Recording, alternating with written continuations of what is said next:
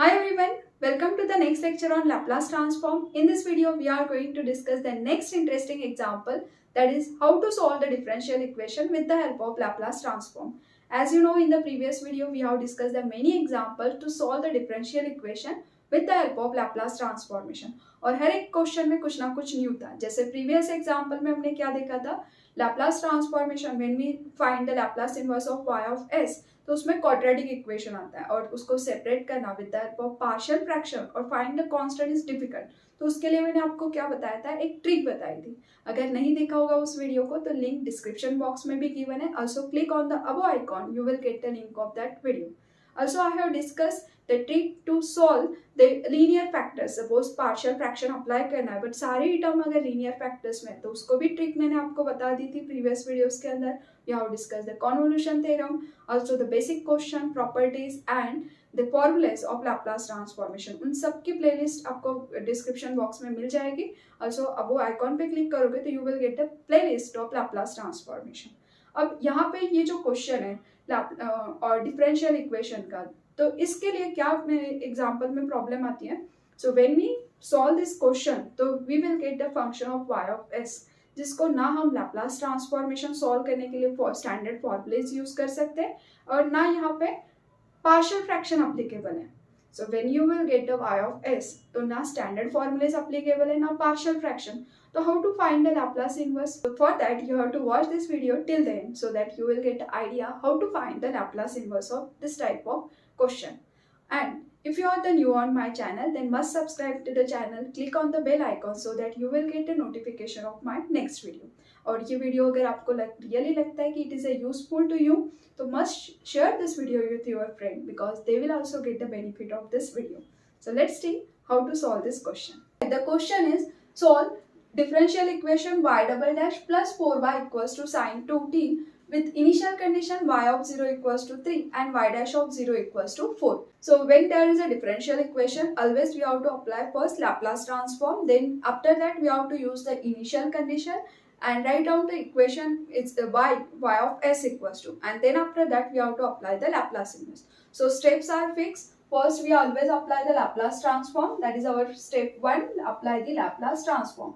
In a second step we have to use the initial condition, that whatever the condition is given, that initial condition we have to use, and then write down the y of s equals to, and then apply the Laplace inverse. So this step we have to follow in every differential equation. When there is a question of solve differential equation with the help of Laplace transformation, so we have to follow this 4 step. So let's see here. Firstly, I will apply the Laplace transformation both sides. So here, Laplace transformation of first term, that is y double dash plus 4 is constant. Laplace transformation of y is equals to Laplace transformation of sine 2t. Now, formula of y double dash, Laplace transformation of y double dash is s square y of s minus s y of 0 minus y dash of 0. So here it is a second derivative. So second derivative we start from s by our derivative property. Now here simply y, and Laplace transformation of y is nothing but y of s is equals to, here it is a sine function and Laplace transformation of sine 80 is a upon s square plus a square. So a means here it is a 2. So using the standard formula of sine, we can write it is a 2 upon s square plus 4. 2 square is 4. Now this is the first step, that is we have applied the Laplace transformation. In the next step we have to apply the use the initial condition. Initial condition is here put y of 0 is equals to 3 and y dash of 0 is equals to 4. So put the value here. So we get s square y of s minus s, here y of 0 is our 3 minus y dash of 0 is 4 plus here 4 y of s is equals to 2 by s square plus 4. So this is the second step of our question. Now in the next step we have to write y of s is equals to. So when we write the y of s equals to, तो पहले जिसके पास s y of s नहीं है, that term you have to shift in the right hand side. तो ये जो term है जिनके पास y of s है, so here y of s की term को अगर एक जगह पे लिखोगे तो उसमें से obviously y of s we can take common. So y of s multiplication में यहाँ पे s square and here y of s into 4 plus 4, तो y of s is common. And remaining term without contain y of s term that we have to shift in right hand side. So already right side में s 2 upon s square plus 4 का term है और this minus 3s we have to shift right side, so it become a plus 3s and minus 4 shifting is plus 4. Now in the next step divide by this bracket because हमें क्या लिखना है y of s equals to, तो obviously extra term जो भी रहेगा that we have to shift by using our shifting basic rule.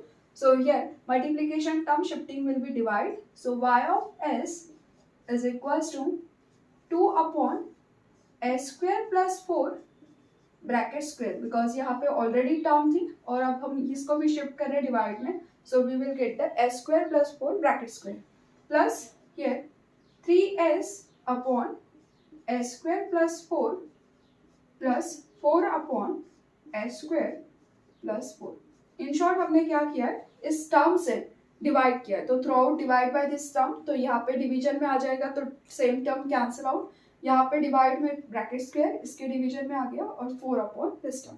Now in the next step we have to apply the Laplace inverse, but condition क्या होता है, when we apply the Laplace inverse तो उस term को Laplace inverse आपको find out करते आना चाहिए, मतलब वो एग्जिस्ट होना चाहिए. तो देखो इस टर्म का हम लैप्लास इनवर्स निकाल सकते हैं, इसका भी लैप्लास इनवर्स एग्जिस्ट है. First term Laplace inverse find out करना with the help of partial fraction और our standard formulas is not possible because ऐसा कोई स्टैंडर्ड फॉर्मूला नहीं है और पार्शियल फ्रैक्शन से सेपरेट करने के लिए जाओगे तो you will get the same term, मतलब पार्शियल फ्रैक्शन भी यहाँ पे फेल हो जाएगा. सो इसे कैसे सॉल्व कर पाओगे, तो for that we have to use the convolution theorem. तो इस पूरे क्वेश्चन का स्पेशलिटी क्या है, ये वाला एक टर्म जिसको हम डायरेक्टली सॉल्व नहीं कर सकते हैं, तो here we have to use the convolution theorem. So let's see how to solve this term. तो मैं इसको सेपरेटली सॉल्व करके बताती हूँ. तो सबसे पहले कॉन्वोल्यूशन थ्योरम क्या होता है, convolution theorem says that when there is a product term contained in an inverse, so let's suppose f bar of s and g bar of s, it is a function of s, और इस term को Laplace inverse find out करना है तो we take the integral 0 to t f of u g of t minus u du. तो ये होता है कॉन्वोल्यूशन थ्योरम का statement. So for that we required a product term. तो जैसे यहाँ पे हमारा ये जो टर्म है इसका लाप्लास इनवर्स हमें निकालना है, तो यहाँ पे हमें किसका लैप्लास इनवर्स चाहिए, Laplace inverse of 2 upon s square plus 4 bracket square. So इस टर्म का हमें क्या करना है, लैप्लास इनवर्स फाइंड आउट करना है. So here this is a 2 upon s square plus 4 bracket square. So bracket square means product of bracket twice. So here I will right first factor 2 upon s square plus 4 and second term I will right 1 upon s square plus 4. मतलब in short मैंने क्या किया है, given question को product के form में express किया. अब प्रोडक्ट के फॉर्म में एक्सप्रेस किया है तो first function is called f और सेकेंड इज अवर g. तो यहाँ पे जैसा कॉन्वोल्यूशन थ्योरम है बस उसी टर्म में we are converting the question. So this is our f of s. So it is I will write f of s bar for understanding because हमारा t का फंक्शन और s का function different होता है. You may write here capital S, जैसे हमने capital y of s किया था तो यहाँ पे कैपिटल f ऑफ s कर सकते हो. So f of s bar is 2 upon s square plus 4 and second we call it is a g. So g of s bar is 1 upon s square plus 4. Apply Laplace inverse both side. So इस टर्म का Laplace inverse, this is a standard formula of sine 2t. देखो इसी का Laplace क्या हुआ था, 2 upon. So इसका Laplace inverse we get a sine 2t. So apply Laplace inverse to we get f of t is equals to sine 2t. Now second term here again apply the Laplace inverse for g. तो यहाँ पे ये function कैसा है, constant upon s square plus 4. तो again it is a function of sine, but यहाँ पे sign के टर्म में क्या होता है a upon s square plus a square, जो कि इस टर्म के अंदर absent है. तो you can right instead of 1 it is A 2 and divide by 2. तो multiply and divide by 2 for simplify. So here Laplace inverse of this term is nothing but g of t and Laplace inverse of this one is a sine 2t and this constant divide by 2 as it is. Now in a next step here as per our requirement 1t we have to replace by u so that you will get f of u. or another t replaced by t minus u so that you will get g of t minus u. तो इस term में मैं t को replace करती हूँ u से और यहाँ पे t replace by t minus u. So convolution theorem की ये स्टेप है. कॉन्वोल्यूशन थ्योरम को मैंने डिटेल में प्रीवियस वीडियोस में डिस्कस किया है, ये कैसे आता है, किस तरह से इसका वर्किंग है. So that we have already covered in the previous video. So must watch that video so that you will get idea why we are writing this step. Now here f of u. So here t replaced by u, so you will get f of u equals to sine 2u. And here if we replace t by t minus u, so you will get g of t minus u is equals to sine 2 as it is t minus u. Just इस t को हटा के क्या करना है, new replacement करना है. So it is a t minus u whole divided by 2 as it is. Now, as per convolution theorem, Laplace inverse of product term 2 upon s square plus 4 square, this is our product term because इसी को हमने product of two function लिखा है, that is equals to integral 0 to t f of u, that is a sine 2u into g of t minus u, so it is a sine. Here this 2 if we multiply in bracket to 2t minus 2u whole divided by 2 d. And now it is a integral problem. तो आप इस 2 को outside लेके integration को solve करना है. अब to solve this integral आप क्या कर सकते हो, you can use the integration trigonometric formulas. So here 1/2 you can take outside, and here the formula of sine A into sine B is 1/2 cos a minus b. तो एक bracket में क्या होता है, एंगल का सब्ट्रैक्शन, ये जो भी एक साइन का एंगल है that you have to subtract, minus cos a plus b. तो इस टर्म को अप्लाई करने से क्या होगा, यहाँ पे जो प्रोडक्ट वाला टर्म है वो एडिशन सब्ट्रैक्शन में कन्वर्ट होगा ताकि हम इंटीग्रल को सेपरेट कर पाए. तो 1/2 ऑलरेडी यहाँ पे, तो पहले तो मैं उसको साइड में निकाल लेती हूँ. तो this 1/2 outside, integral 0 to t.